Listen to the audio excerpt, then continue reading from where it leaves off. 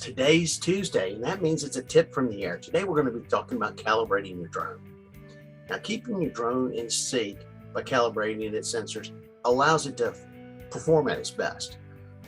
You've got the magnometer, which is the compass that guides the drone as it flies, and compass calibration is required to locate that true north. Now, since the Earth's magnetic field changes depending on where you are with the drone, it can misread its headings by a few degrees off of true center, and that typically is when you get closer to the poles. Now, the accelerometer is responsible for keeping the drone stable and balanced as it flies. Now, here's a couple of suggestions to figure out whether your drone needs calibrating. First flight, definitely.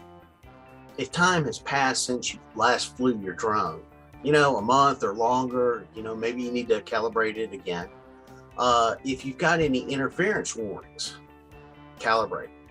If you're flying in a place that's different from your past location, calibrate. Other times when you need to calibrate is when you're having some issues, like if the drone's not really flying correctly or you had a crash. Now, some things might hinder your calibration, such as metallic structures. Also, if you've got metallic structures underneath concrete or asphalt, like grease traps for restaurants. Then you've got cement parking lots. Why? Because you've got a lot of metal rebar in the cement. And then you've got cell towers, mobile towers. Those can interfere with calibration. You also want to calibrate that camera too. And you also want to make sure that when you're calibrating that camera, it's attached to the drone. That way you get the best calibration possible.